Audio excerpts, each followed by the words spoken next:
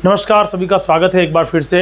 हृदय के बारे में हमने बात करी, परिसंचरण तंत्र के बारे में पूरी बात करी थी और हृदय हमने पूरा पढ़ लिया था। उसके बाद में यहाँ पर हमें जो पढ़ना है वो आती है हमारे पास में धमनी और शिरा। दो शब्द और हैं जिनकी व्याख्या हमको करनी बाकी थी और हमारी जो कक्षा थी वहीं पर रुकी थी। आज कक्षा के दौरान मैं बात करूँगा धमनी और शिरा के बारे में, क्या है और क्या नहीं है, एक बार ये आपको पढ़ना है।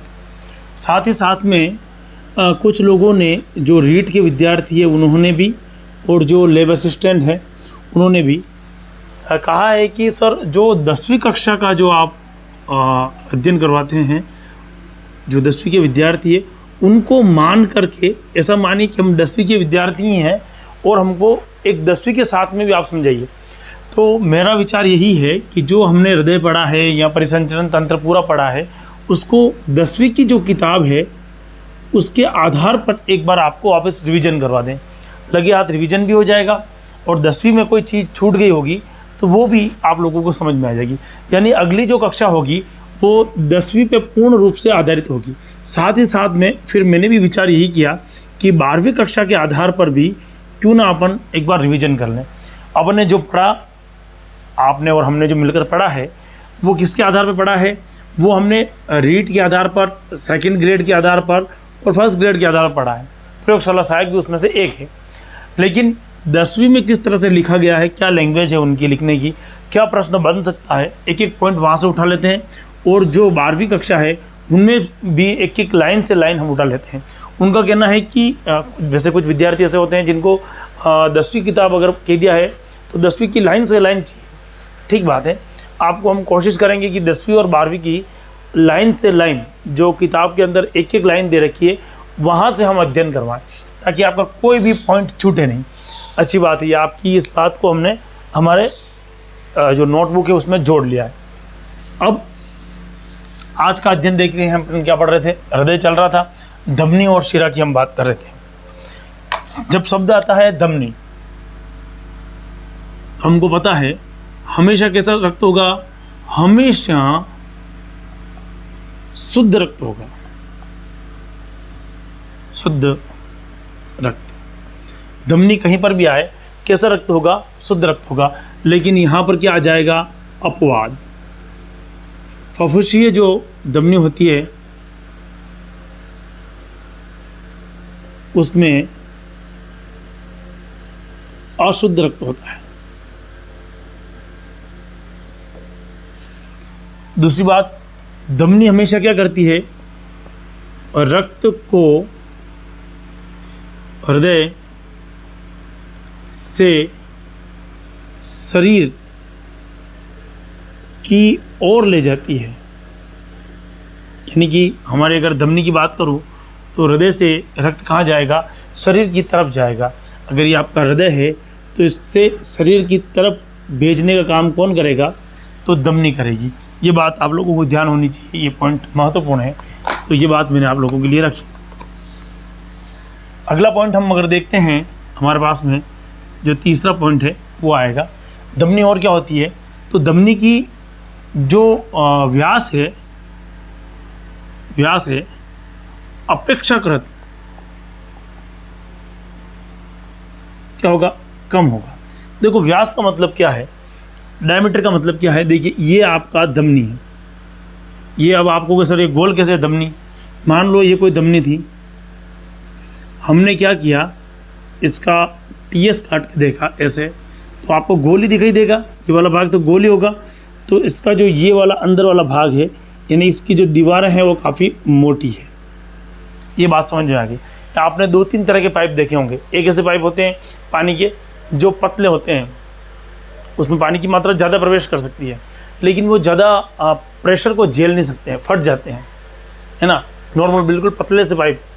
और एक आपने पाइप देखा होगा जो काफ़ी मोटे होते हैं और वो उनका जो अंदर का व्यास है वो बहुत कम होता है लेकिन वो बहुत मजबूत होते हैं, है ना।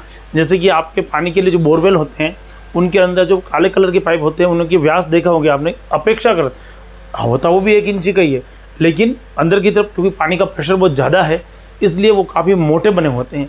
जबकि जो नॉर्मल आपके बाग बगीचे में आप पानी देते हैं उस नली का व्यास क्या होता है, कम होता है। तो आप समझ गए होंगे कि मैं तुलना किससे कर रहा हूँ, हृदय की जो हमारी धमनी है उससे। तो यानी कि व्यास अपेक्षाकृत क्या होता है, कम होता है। यानी कि मैं कह सकता हूँ कि दीवारें मोटी होती है। दीवारें कैसे होती है, मोटी होती है। इनकी दीवार कैसे होती है, मोटी होती है।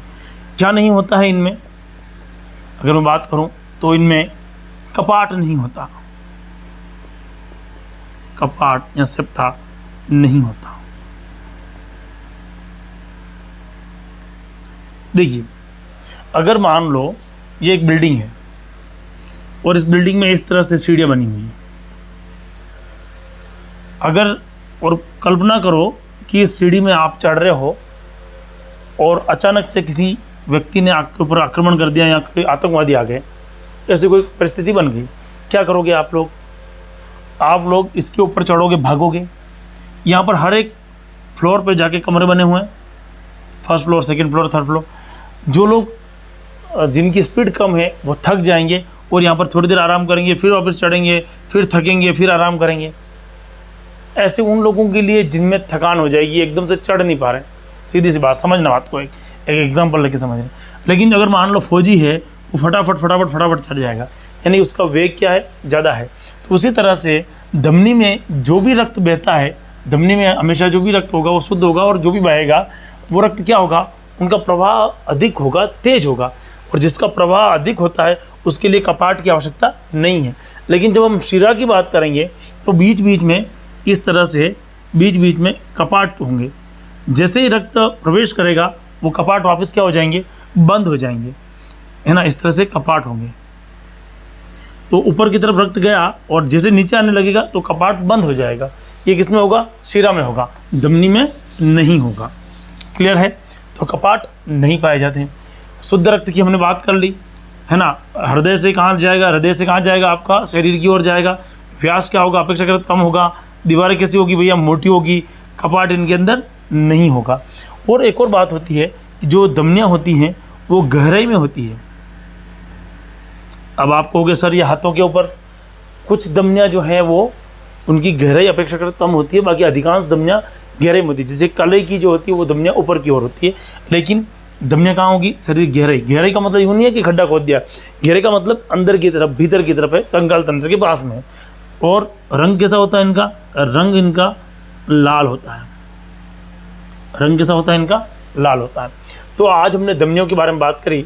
धमनियों के अंदर हमने क्या बोला है आपको कि रक्त कैसा होता है, शुद्ध होता है। अपवाद हमने आपके लिए छोड़ दिया है। हृदय की अगर बात करें तो हृदय से कहाँ ले जाता है, शरीर की ओर ले जाता है। व्यास कैसा होता है, कम होता है। दीवारें कैसी होती है, मोटी होती है।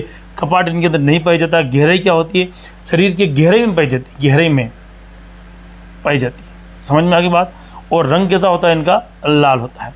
ये किसकी बात करी हमने, ये हमने धमनी की बात करी। अब कुछ ऐसी ही मिलती जुलती बात हम शिराओं के बारे में भी करेंगे।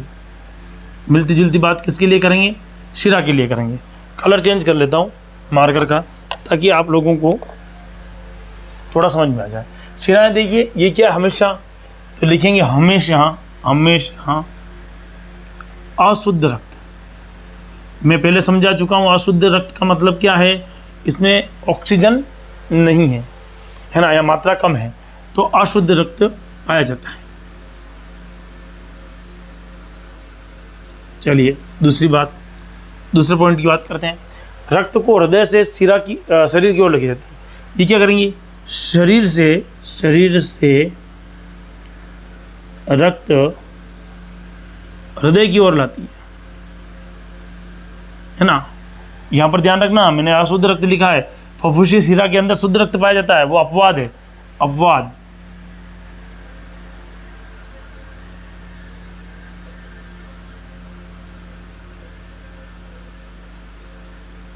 शुद्ध रक्त अपवाद है। तीसरी बात करिए अपने व्यास अपेक्षाकृत क्या होगा, कम होगा। तो यहाँ पर व्यास क्या होगा, व्यास अधिक होगा, यानी कि भीतर से नली मोटी होगी। दीवार कैसे होगी, इसकी मोटी थी, इसकी कैसे हो जाएगी, पतली। दीवारें पतली होगी। दीवारें मतलब कौन सी दीवारें, इसका जो आपका जैसे मार्कर जैसे मान लेते हैं अपन, ये शिरा है, ये दीवार जो है वो दीवार, यानी कि जिससे वो बना हुआ वह दीवार। कपाट नहीं होते हैं तो इसमें क्या होंगे बोलो, कपाट पाए जाते हैं। अच्छा, गहराई में पाई जाती तो सिराएं कहाँ होंगी, ऊपर होंगी, ऊपर की ओर, ऊपर की ओर यूं नहीं चमड़ी निकल के बाहर आ जाती है, अंदर दिखती है ना। और रंग कैसा होगा, नीला, लगभग नीला। 7 पॉइंट के बारे में हमने चर्चा करी। हमने धमनी के बारे में बात करी, साथ साथ में हमने शिरा की बात करी, धमनी और शिरा दोनों।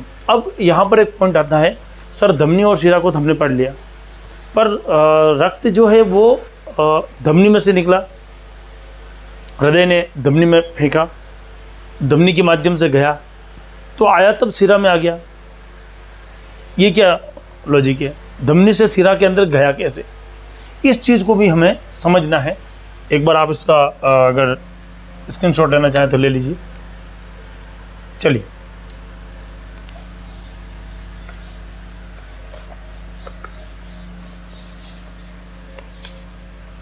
इसको भी अपन समझ लेते हैं।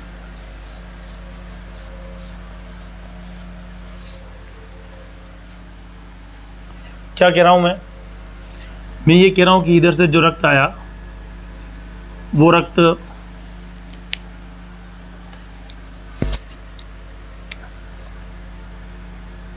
ये जो रक्त आया है वो धमनी में आया, आने वाला रक्त धमनी का था। और धमनी में जाने के बाद में रक्त वापस जब रिटर्न आ रहा है, कहाँ से गया था, ये आपका हृदय था, मान लेते हैं ये आपका हृदय था, हृदय के अंदर से रक्त गया था, सीधी सी बात है, यहाँ से नहीं। तो रक्त गया और वापस जब हृदय में आके गिरता है तो वो लेके कौन आती है, उसको लेके आने वाली है हमारे पास में कौन है, शिरा। तो धमनी से शिरा के बीच में जाने का कोई ना कोई तो रास्ता होगा। यानी कि मैं यूँ कहूँ कि आप लोग विद्यालय गए इस रास्ते से, यहाँ विद्यालय था, और जब आप घर लौटे तो यूँ हो के इस रास्ते से घर लौटे, तो कोई ना कोई तो रास्ता था पीछे की तरफ से, आप उधर से निकल कर आए, है ना। तो ऐसे ही कोई ना कोई तो यहाँ पर भी कोई रास्ता होगा जहाँ से रक्त वापस शिरा में आ रहा है। शिरा में आया कैसे, तो रक्त धमनी और शिरा के बीच में यहाँ पर केशिकाएँ पाई जाती है। क्या पाई जाएगी, केशिकाएँ। क्या होती है केशिकाएँ, केशिकाओं का मतलब यह है, कोशिका नहीं कह रहा हूँ मैं, केशिका, कैपिलरी, कुछ बारीक संरचनाएं जो धमनी और शिरा को जोड़ती हैं। वो अत्यंत महीन और बारीक संरचनाएं होती हैं जो किससे जोड़ेगी, धमनी और शिरा को जोड़ेगी। तो अगर प्रश्न आ जाता है धमनी और शिरा को जोड़ने वाली संरचना कौन सी है, तो केशिका। कैसे होती है, आपने कभी इस मार्कर को अंदर से खोल के देखा होगा, तो मार्कर के अंदर इस प्रकार की एक कॉटन लगी होती है जो लंबे लंबे रेशों वाली होती है। आप उसको हल्का सा यहाँ पर डुबाएंगे तो यहाँ तक कलर चढ़ जाएगा। ऐसा आपने कभी कपड़ों में महसूस किया होगा, हल्का सा कपड़ा टच करते हैं इंक पे और दाग पूरा फैल जाता है। तो वही कंडीशन यहाँ पर है। यहाँ पर पतली पतली केशिकाएँ हैं और वो केशिकाएँ रक्त को धमनी से कहाँ पहुँचा देती है, आपके शिरा में। और जब शिरा से धमनी में लाना होगा तब भी यही काम करेगी। तो पूरी कक्षा के अंदर हमने ये चीज़ समझने की कोशिश करी है कि धमनी क्या है, शिरा क्या है और केशिका क्या है। अब अगली जो कक्षा लूँगा उसमें मैं आप लोगों को कक्षा 10वीं और 12वीं के आधार पर, पहले हम एक कक्षा के अंदर ही होगा पाएगा आपको पूरी कक्षा, एक मतलब एक पीरियड होगा मेरा, उसमें हम किसकी बात करेंगे, 10वीं कक्षा के आधार पर आप लोगों के 10वीं कक्षा में क्या किताब में दे रखा है कि परिसंचरण तंत्र किस प्रकार का है, उसके बारे में पहले हम बात करेंगे 10वीं कक्षा के आधार पर। फिर हम किसके आधार पर बात करेंगे, 12वीं कक्षा के आधार पर। तो नेक्स्ट कक्षा में मिलते हैं। और आप सभी लोग अपने जितने मित्र हैं उनको वीडियो शेयर करो भाई, लाइक वाइक करो, बताओ उनको कि हमारे साहब बढ़ा रहे हैं, मेहनत कर रहे हैं। जय हिंद, जय भारत। नमस्कार, सभी का स्वागत है एक बार फिर से हृदय के बारे में हमने बात करी, परिसंचरण तंत्र के बारे में पूरी बात करी थी और हृदय हमने पूरा पढ़ लिया था। उसके बाद में यहाँ पर हमें जो पढ़ना है वो आती है हमारे पास में धमनी और शिरा। दो शब्द और हैं जिनकी व्याख्या हमको करनी बाकी थी और हमारी जो कक्षा थी वहीं पर रुकी थी। आज कक्षा के दौरान मैं बात करूंगा धमनी और शिरा के बारे में, क्या है और क्या नहीं है, एक बार ये आपको पढ़ना है। साथ ही साथ में कुछ लोगों ने, जो रीट के विद्यार्थी है उन्होंने भी, और जो लैब असिस्टेंट है उन्होंने भी कहा है कि सर जो 10वीं कक्षा का जो आप अध्ययन करवाते हैं, जो 10वीं के विद्यार्थी है उनको मान करके, ऐसा मानिए कि हम 10वीं के विद्यार्थी ही हैं और हमको एक 10वीं के साथ में भी आप समझाइए। तो मेरा विचार यही है कि जो हमने हृदय पढ़ा है या परिसंचरण तंत्र पूरा पढ़ा है, उसको 10वीं की जो किताब है उसके आधार पर एक बार आपको वापस रिवीजन करवा दें। लगे हाथ रिवीजन भी हो जाएगा और 10वीं में कोई चीज़ छूट गई होगी तो वो भी आप लोगों को समझ में आ जाएगी। यानी अगली जो कक्षा होगी वो 10वीं पे पूर्ण रूप से आधारित होगी। साथ ही साथ में फिर मैंने भी विचार यही किया कि 12वीं कक्षा के आधार पर भी क्यों ना अपन एक बार रिवीजन कर लें। अपन ने जो पढ़ा, आपने और हमने जो मिलकर पढ़ा है, वो किसके आधार पर पढ़ा है? वो हमने रीट के आधार पर, सेकंड ग्रेड के आधार पर और फर्स्ट ग्रेड के आधार पर पढ़ा है। प्रयोगशाला सहायक भी उसमें से एक है। लेकिन 10वीं में किस तरह से लिखा गया है, क्या लैंग्वेज है उनकी लिखने की, क्या प्रश्न बन सकता है, एक एक पॉइंट वहाँ से उठा लेते हैं। और जो 12वीं कक्षा है उनमें भी एक एक लाइन से लाइन हम उठा लेते हैं। उनका कहना है कि वैसे कुछ विद्यार्थी ऐसे होते हैं जिनको 10वीं किताब अगर कह दिया है तो 10वीं की लाइन से लाइन चाहिए। ठीक बात है, आपको हम कोशिश करेंगे कि 10वीं और 12वीं की लाइन से लाइन, जो किताब के अंदर एक एक लाइन दे रखी है, वहाँ से हम अध्ययन करवाएं ताकि आपका कोई भी पॉइंट छूटे नहीं। अच्छी बात है, आपकी इस बात को हमने हमारे जो नोटबुक है उसमें जोड़ लिया है। अब आज का अध्ययन देखते हैं। हम क्या पढ़ रहे थे? हृदय चल रहा था, धमनी और शिरा की हम बात कर रहे थे। जब शब्द आता है धमनी, हमको पता है हमेशा कैसा रक्त होगा? हमेशा शुद्ध रक्त होगा, शुद्ध रक्त। धमनी कहीं पर भी आए, कैसा रक्त होगा? शुद्ध रक्त होगा। लेकिन यहाँ पर क्या आ जाएगा? अपवाद। फफूसीय जो धमनी होती है उसमें अशुद्ध रक्त होता है। दूसरी बात, धमनी हमेशा क्या करती है? रक्त को हृदय से शरीर की ओर ले जाती है। यानी कि हमारे अगर धमनी की बात करूं तो हृदय से रक्त कहाँ जाएगा? शरीर की तरफ जाएगा। अगर ये आपका हृदय है तो इससे शरीर की तरफ भेजने का काम कौन करेगा? तो धमनी करेगी।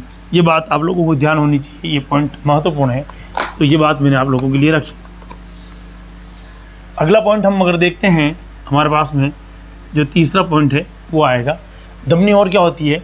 तो धमनी की जो व्यास है अपेक्षाकृत क्या होगा? कम होगा। देखो, व्यास का मतलब क्या है, डायमीटर का मतलब क्या है? देखिए, ये आपका धमनी है। ये अब आपको सर ये गोल कैसे धमनी? मान लो ये कोई धमनी थी, हमने क्या किया, इसका टीएस काट के देखा ऐसे, तो आपको गोल ही दिखाई देगा। ये वाला भाग तो गोल ही होगा। तो इसका जो ये वाला अंदर वाला भाग है, यानी इसकी जो दीवारें हैं वो काफ़ी मोटी है। ये बात समझ में आ गई। आपने 2-3 तरह के पाइप देखे होंगे। एक ऐसे पाइप होते हैं पानी के जो पतले होते हैं, उसमें पानी की मात्रा ज़्यादा प्रवेश कर सकती है, लेकिन वो ज़्यादा प्रेशर को झेल नहीं सकते हैं, फट जाते हैं, है ना। नॉर्मल बिल्कुल पतले से पाइप। और एक आपने पाइप देखा होगा जो काफ़ी मोटे होते हैं और वो उनका जो अंदर का व्यास है वो बहुत कम होता है, लेकिन वो बहुत मजबूत होते हैं, है ना। जैसे कि आपके पानी के लिए जो बोरवेल होते हैं उनके अंदर जो काले कलर के पाइप होते हैं उनकी व्यास देखा होगा आपने, अपेक्षाकृत होता वो भी 1 इंची का ही है, लेकिन अंदर की तरफ क्योंकि पानी का प्रेशर बहुत ज़्यादा है इसलिए वो काफ़ी मोटे बने होते हैं। जबकि जो नॉर्मल आपके बाग बगीचे में आप पानी देते हैं, उस नली का व्यास क्या होता है, कम होता है। तो आप समझ गए होंगे कि मैं तुलना किससे कर रहा हूँ, हृदय की जो हमारी धमनी है उससे। तो यानी कि व्यास अपेक्षाकृत क्या होता है, कम होता है। यानी कि मैं कह सकता हूँ कि दीवारें मोटी होती है। दीवारें कैसे होती है, मोटी होती है। इनकी दीवार कैसे होती है, मोटी होती है। क्या नहीं होता है इनमें, अगर मैं बात करूं तो इनमें कपाट नहीं होता, कपाट या सेप्टा नहीं होता। देखिए, अगर मान लो ये एक बिल्डिंग है और इस बिल्डिंग में इस तरह से सीढ़ियां बनी हुई है, अगर और कल्पना करो कि इस सीढ़ी में आप चढ़ रहे हो और अचानक से किसी व्यक्ति ने आपके ऊपर आक्रमण कर दिया या कोई आतंकवादी आ गए, ऐसी कोई परिस्थिति बन गई, क्या करोगे आप लोग? आप लोग इसके ऊपर चढ़ोगे, भागोगे। यहाँ पर हर एक फ्लोर पे जाके कमरे बने हुए हैं, first floor, second floor, third floor. जो लोग जिनकी स्पीड कम है वो थक जाएंगे और यहाँ पर थोड़ी देर आराम करेंगे, फिर वापस चढ़ेंगे, फिर थकेंगे, फिर आराम करेंगे। ऐसे उन लोगों के लिए जिनमें थकान हो जाएगी, एकदम से चढ़ नहीं पा रहे, सीधी सी बात, समझना बात को, एक एग्जाम्पल लेके समझ रहे। लेकिन अगर मान लो फौजी है, वो फटाफट चढ़ जाएगा, यानी उसका वेग क्या है, ज़्यादा है। तो उसी तरह से धमनी में जो भी रक्त बहता है, धमनी में हमेशा जो भी रक्त होगा वो शुद्ध होगा, और जो भी बहेगा वो रक्त क्या होगा, उनका प्रवाह अधिक होगा, तेज होगा। और जिसका प्रवाह अधिक होता है उसके लिए कपाट की आवश्यकता नहीं है। लेकिन जब हम शिरा की बात करेंगे तो बीच बीच में इस तरह से बीच बीच में कपाट होंगे। जैसे ही रक्त प्रवेश करेगा वो कपाट वापस क्या हो जाएंगे, बंद हो जाएंगे, है ना। इस तरह से कपाट होंगे। तो ऊपर की तरफ रक्त गया और जैसे नीचे आने लगेगा तो कपाट बंद हो जाएगा। ये किसमें होगा, शिरा में होगा, धमनी में नहीं होगा। क्लियर है? तो कपाट नहीं पाए जाते हैं। शुद्ध रक्त की हमने बात कर ली, है ना। हृदय से कहाँ जाएगा, हृदय से कहाँ जाएगा, आपका शरीर की ओर जाएगा। व्यास क्या होगा, अपेक्षाकृत कम होगा। दीवारें कैसी होगी भैया, मोटी होगी। कपाट इनके अंदर नहीं होगा। और एक और बात होती है, जो धमनियाँ होती हैं वो गहराई में होती है।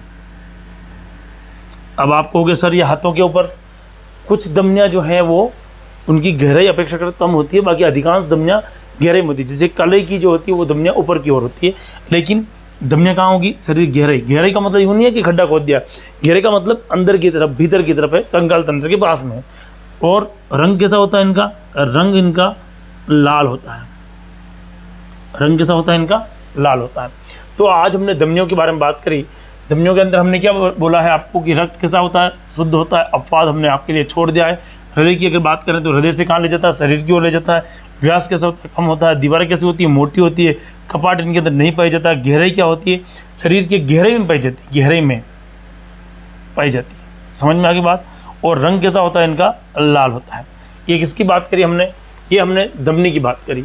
अब कुछ ऐसी ही मिलती जुलती बात हम शिराओं के बारे में भी करेंगे। मिलती जुलती बात किसके लिए करेंगे, शिरा के लिए करेंगे। कलर चेंज कर लेता हूँ मार्कर का, ताकि आप लोगों को थोड़ा समझ में आ जाए। शिराएं देखिए, ये क्या हमेशा, तो लिखेंगे हमेशा, हमेशा अशुद्ध रक्त। मैं पहले समझा चुका हूँ अशुद्ध रक्त का मतलब क्या है, इसमें ऑक्सीजन नहीं है ना, या मात्रा कम है, तो अशुद्ध रक्त पाया जाता है। चलिए दूसरी बात, दूसरे पॉइंट की बात करते हैं। रक्त को हृदय से शिरा की शरीर की ओर लेके जाती है। ये क्या करेंगे, शरीर से रक्त हृदय की ओर लाती है ना। यहाँ पर ध्यान रखना, मैंने अशुद्ध रक्त लिखा है। फुफ्फुसी शिरा के अंदर शुद्ध रक्त पाया जाता है, वो अपवाद है, अपवाद।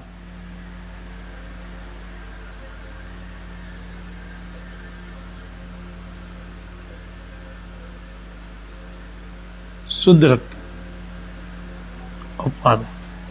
तीसरी बात करिए अपने व्यास अपेक्षाकृत क्या होगा, कम होगा। तो यहाँ पर व्यास क्या होगा, व्यास अधिक होगा, यानी कि भीतर से नली मोटी होगी। दीवार कैसी होगी, इसकी मोटी थी, इसकी कैसे हो जाएगी, पतली। दीवारें पतली होगी। दीवारें मतलब कौन सी दीवारें, इसका जो आपका जैसे मार्कर जैसे मान लेते हैं अपन, ये शिरा है, ये दीवार जो है वो दीवार, यानी कि जिससे वो बना हुआ वह दीवार। कपाट नहीं होते हैं तो इसमें क्या होंगे बोलो, कपाट पाए जाते हैं। अच्छा, गहराई में पाई जाती तो सिराएं कहाँ होंगी, ऊपर होंगी, ऊपर की ओर, ऊपर की ओर। यूं नहीं चमड़ी निकल के बाहर आ जाती है, अंदर दिखती है ना। और रंग कैसा होगा, नीला, लगभग नीला। 7 पॉइंट के बारे में हमने चर्चा करी। हमने धमनी के बारे में बात करी, साथ साथ में हमने शिरा की बात करी, धमनी और शिरा दोनों। अब यहाँ पर एक पॉइंट आता है, सर धमनी और शिरा को तो हमने पढ़ लिया, पर रक्त जो है वो धमनी में से निकला, हृदय ने धमनी में फेंका, धमनी के माध्यम से गया तो आया, तब शिरा में आ गया। ये क्या लॉजिक है, धमनी से शिरा के अंदर गया कैसे? इस चीज़ को भी हमें समझना है। एक बार आप इसका अगर स्क्रीनशॉट लेना चाहें तो ले लीजिए। चलिए,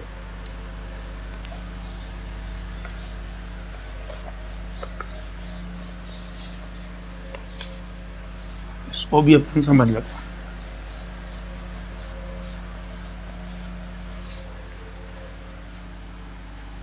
क्या कह रहा हूं मैं ये कह रहा हूं कि इधर से जो रक्त आया वो रक्त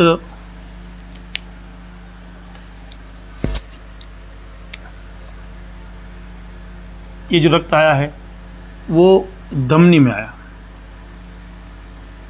आने वाला रक्त धमनी का था। और धमनी में जाने के बाद में रक्त वापस जब रिटर्न आ रहा है, कहाँ से गया था, ये आपका हृदय था, मान लेते हैं ये आपका हृदय था। हृदय के अंदर से रक्त गया था, सीधी सी बात है, यहाँ से नहीं। तो रक्त गया और वापस जब हृदय में आके गिरता है तो वो लेके कौन आती है, उसको लेके आने वाली है हमारे पास में कौन है, शिरा। तो धमनी से शिरा के बीच में जाने का कोई ना कोई तो रास्ता होगा। यानी कि मैं यूँ कहूँ कि आप लोग विद्यालय गए इस रास्ते से, यहाँ विद्यालय था, और जब आप घर लौटे तो यूँ हो के इस रास्ते से घर लौटे, तो कोई ना कोई तो रास्ता था पीछे की तरफ से, आप उधर से निकल कर आए, है ना। तो ऐसे कोई ना कोई तो यहाँ पर भी कोई रास्ता होगा जहाँ से रक्त वापस शिरा में आ रहा है। शिरा में आया कैसे, तो रक्त धमनी और शिरा के बीच में यहाँ पर केशिकाएँ पाई जाती है। क्या पाई जाएगी, केशिकाएँ। क्या होती है केशिकाएँ? केशिकाओं का मतलब यह है, कोशिका नहीं कह रहा हूँ मैं, केशिका, कैपिलरी, कुछ बारीक संरचनाएं जो धमनी और शिरा को जोड़ती हैं। वो अत्यंत महीन और बारीक संरचनाएं होती हैं जो किससे जोड़ेगी, धमनी और शिरा को जोड़ेगी। तो अगर प्रश्न आ जाता है धमनी और शिरा को जोड़ने वाली संरचना कौन सी है, तो केशिका। कैसे होती है, आपने कभी इस मार्कर को अंदर से खोल के देखा होगा, तो मार्कर के अंदर इस प्रकार की एक कॉटन लगी होती है जो लंबे लंबे रेशों वाली होती है। आप उसको हल्का सा यहाँ पर डुबाएंगे तो यहाँ तक कलर चढ़ जाएगा। ऐसा आपने कभी कपड़ों में महसूस किया होगा, हल्का सा कपड़ा टच करते हैं इंक पे और दाग पूरा फैल जाता है। तो वही कंडीशन यहाँ पर है। यहाँ पर पतली पतली केशिकाएँ हैं और वो केशिकाएँ रक्त को धमनी से कहाँ पहुँचा देती है, आपके शिरा में। और जब शिरा से धमनी में लाना होगा तब भी यही काम करेगी। तो पूरी कक्षा के अंदर हमने ये चीज़ समझने की कोशिश करी है कि धमनी क्या है, शिरा क्या है और केशिका क्या है। अब अगली जो कक्षा लूँगा उसमें मैं आप लोगों को कक्षा 10वीं और 12वीं के आधार पर, पहले हम एक कक्षा के अंदर ही होगा पाएगा आपको पूरी कक्षा, एक मतलब एक पीरियड होगा मेरा, उसमें हम किसकी बात करेंगे, 10वीं कक्षा के आधार पर आप लोगों के 10वीं कक्षा में क्या किताब में दे रखा है कि परिसंचरण तंत्र किस प्रकार का है, उसके बारे में पहले हम बात करेंगे 10वीं कक्षा के आधार पर। फिर हम किसके आधार पर बात करेंगे, 12वीं कक्षा के आधार पर। तो नेक्स्ट कक्षा में मिलते हैं। और आप सभी लोग अपने जितने मित्र हैं उनको वीडियो शेयर करो भाई, लाइक वाइक करो, बताओ उनको कि हमारे साहब बढ़ा रहे हैं, मेहनत कर रहे हैं। जय हिंद, जय भारत।